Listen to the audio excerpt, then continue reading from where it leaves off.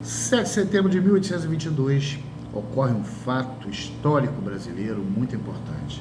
Dom Pedro I rompe os laços com Portugal e torna o Brasil independente. E é sobre isso que nós vamos conversar agora no nosso canal Papo em Dia. Mas antes você vai lá, se inscreve no canal, comenta, manda mensagens, compartilha com os amigos e ajuda a manter o nosso papo sempre equilibrado e de bom senso. Gente, a nossa independência, nesse país que tanto se proclama amor à pátria, é muito pouco conhecida. O nosso processo histórico é muito mal dado nas escolas públicas. E a gente aqui vai fazer um en passant, uma coisa rápida, básica, para que você possa entender como o Brasil se tornou independente. Então vamos lá. A América Espanhola já era independente muito antes do Brasil se tornar.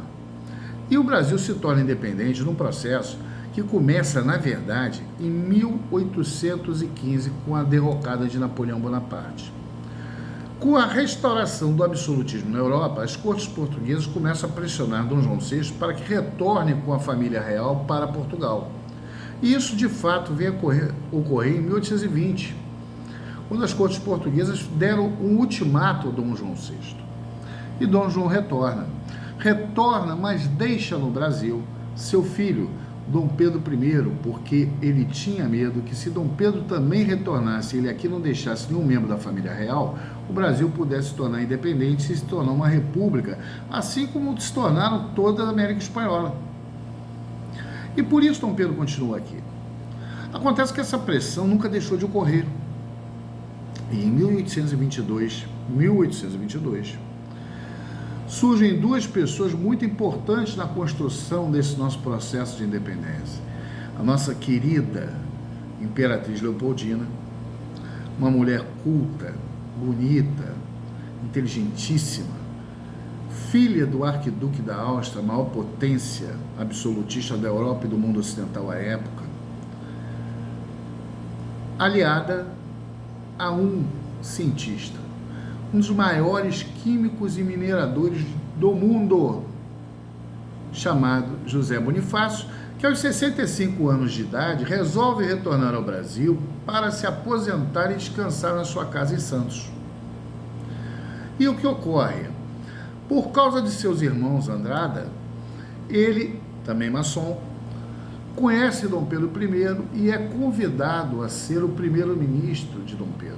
E, obviamente, que ele, um homem inteligente, culto, europeu, na sua base de formação e cultura, ao conhecer a Imperatriz Leopoldina, os dois se tornam grandes amigos. E são esses dois que vão fazer com que Dom Pedro seja totalmente influenciado a promover a nossa independência. E por que disso? Porque José Bonifácio e a dona Leopoldina sabiam que Dom Pedro tinha um temperamento explosivo, ele era um homem impulsivo, ele era um homem filho de rei, criado na realeza, acostumado a fazer o que ele queria e da forma como ele queria. E ele não iria aceitar ordens da corte portuguesa da forma como queriam fazer. Queriam impor a ele, queriam dar ordem nele, como se ele fosse uma criança. E foi isso que José Bonifácio começou a construir junto com Dona Leopoldina. Se utilizaram no caráter e da personalidade de Dom Pedro I para trabalhar isto contra as cortes portuguesas, que exigiram a volta dele em 1822, quando da morte do pai dele, Dom João VI.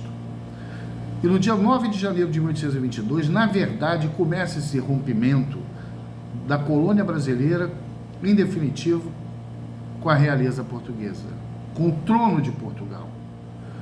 Dom Pedro I, ele diz que fica no Brasil. E isso constrange a corte portuguesa, que começa com o exército português a pressionar. Então, temos essa ebulição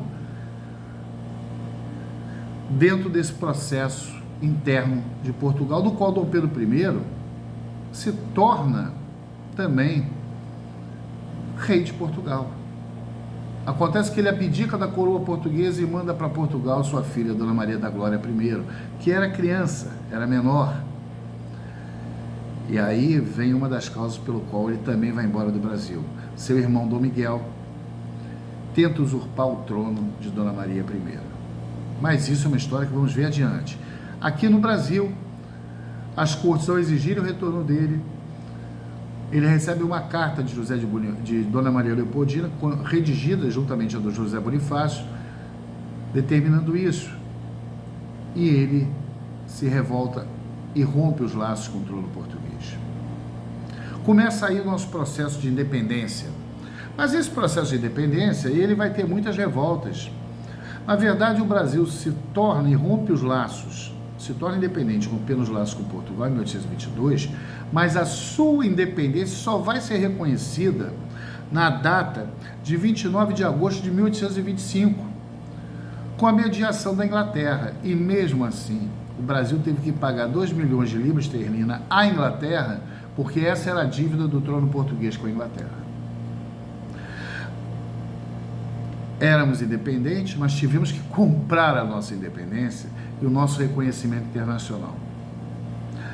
Começam as revoltas no Brasil, crise econômica, inflação, derivada também desse processo, desse pagamento pela independência, e a centralização de poder, que gerou um desconforto muito grande no Brasil, porque Dom Pedro I, na Constituição, a primeira Constituição brasileira de 1824, ele instala o poder moderador, dizendo o seguinte: quem determina, quem manda, sou eu.